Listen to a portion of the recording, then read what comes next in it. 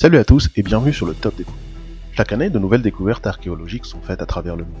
Les archéologues et les scientifiques trouvent régulièrement des reliques du monde antique. Grâce à ces découvertes, nous en apprenons davantage sur la façon dont vivaient nos ancêtres et comment nous sommes devenus ce que nous sommes. Le plus souvent, les découvertes sont évidentes, comme l'invention de la roue ou la fonction principale des pyramides égyptiennes. Mais il y a des fois où les découvertes sont si mystérieuses que la science ne parvient toujours pas à les expliquer. Voici 7 découvertes archéologiques que la science ne peut toujours pas expliquer. Mais avant de commencer, n'oubliez pas de vous abonner si ce n'est pas encore le cas, et de cliquer sur la barre des notifications afin de ne rien manquer. C'est parti. Numéro 7, la liste royale sumérienne. Parmi les nombreuses reliques retrouvées en Irak, un chercheur allemand a mis la main sur une ancienne tablette d'argile cunéiforme de 4000 ans. Le texte mésopotamien énumère chacun des rois sumériens remontant jusqu'au 3e millénaire avant notre ère. C'est un véritable who's-who des dirigeants sumériens. Ce qui rend l'artefact si unique est le fait que la liste mélange apparemment des souverains prédynastiques mythiques avec des souverains historiques dont l'existence est reconnue. Certains des rois mentionnés sur la tablette auraient régné durant des millénaires alors que d'autres auraient régné durant des siècles. Est-ce que les rois sumériens détenaient le secret de la longévité ?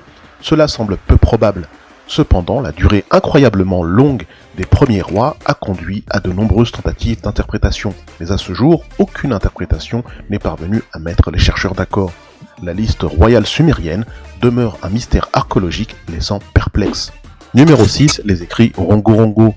Dans l'ombre des têtes de pierre géantes de l'île de Pâques se trouvent les écrits Rongo-Rongo, une langue écrite étrange et indéchiffrable que l'on ne trouve nulle part ailleurs que sur la mystérieuse île de Pâques. Les tablettes de bois sur lesquelles sont gravés les écrits ont été découverts pour la première fois en 1864 par le missionnaire français Eugène Hérault. Les symboles étranges semblent être une forme d'écriture ancienne qui utilise des signes et des symboles appelés glyphes. Les écrits de Rongo-Rongo datent d'environ 1200. Les symboles uniques ont été sculptés dans les planches de bois en utilisant une dent de requin. Jusqu'à présent, personne n'a été en mesure d'interpréter les écrits, mais les anthropologues pensent qu'ils peuvent contenir des informations religieuses. Ce qui rend le système d'écriture de Rongo-Rongo particulièrement significatif est qu'il a été élaboré naturellement sans aucune influence du monde extérieur. Numéro 5, les jarres du Laos. Inconnus de nombreux voyageurs en Asie du Sud-Est, les jarres funéraires du Laos sont un mystère vieux de 2000 ans toujours non résolu.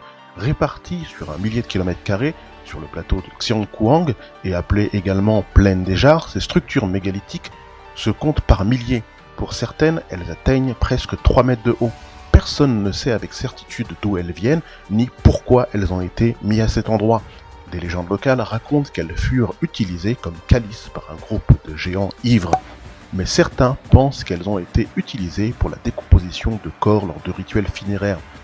Cependant, la théorie principale parmi les archéologues est que ces jarres étaient en réalité des tombes d'une ancienne civilisation. Numéro 4, les mystérieuses empreintes de sauropodes. Des traces de dinosaures découvertes au Texas laissent à penser que certains sauropodes marchaient sur les pattes avant. Comment l'expliquer ? En 2007, dans une carrière de calcaire située près d'Austin au Texas, des chercheurs ont découvert une 60aine d'empreintes laissées par des sauropodes. Ces animaux ont été les plus longs et les plus imposants dinosaures que la Terre ait connus. Certains spécimens pouvaient mesurer plus de 25 mètres de long et peser 70 tonnes. Avec un tel gabarit, ces dinosaures étaient donc forcément quadrupèdes. Et pourtant, en examinant les traces, les chercheurs ont constaté que seules les empreintes de 2 pattes étaient systématiquement imprimées sur le sol. Partant du principe qu'il est physiquement impossible que ces animaux aient été bipèdes, comment expliquer ces traces mystérieuses ? Sur les 3 pistes découvertes, l'une d'entre elles se distingue également par une séparation étrangement large entre les lignes d'empreinte gauche et droite, comme si le sauropode écartait ses jambes vers l'extérieur plus que d'ordinaire. Sur ce constat, certains chercheurs émettent alors l'idée que ces traces d'apparence bipède puissent avoir été laissées par des animaux pataugeant dans l'eau jusqu'aux épaules, utilisant leurs pattes avant pour se mouvoir. Néanmoins, ces explications ne convainquent pas tout le monde. Selon Paul Barrett, Muséum d'histoire naturelle de Londres, la morphologie et la corpulence des sauropodes ne leur permettaient pas de garder l'équilibre dans les eaux profondes. Il n'existe donc, pour le moment, aucune explication convaincante. Numéro 3, les murs de la forteresse Sacsayhuaman. Des pierres de plus de 200 tonnes forment les murs de la forteresse Sacsayhuaman à Cusco, au Pérou. La forteresse est antérieure à l'empire Inca, mais les recherches n'ont pas permis de dater avec précision la structure. La qualité de la réalisation est impressionnante, les blocs s'emboîtent parfaitement comme s'ils étaient façonnés. Il n'y a aucune preuve sur le site qui indique comment les pierres géantes ont été sculptées et mises en place. Encore aujourd'hui, cela nécessiterait une équipe d'experts et une main-d'œuvre considérable pour réaliser un tel édifice. Les habitants de la région racontent une légende qui dit qu'un liquide extrait d'une plante indigène rend les pierres plus légères et malléables. La légende continue en précisant que les pierres ont été chauffées à une température élevée qui les a forcées à s'emboîter parfaitement les unes dans les autres. Bien que les archéologues ne sachent pas vraiment comment la structure a été construite, ils ont la preuve que ce site a été utilisé comme lieu de culte et que diverses cérémonies s'y sont déroulées dans le monde antique. Numéro 2, la fosse des mains. Rien que le titre fait frissonner.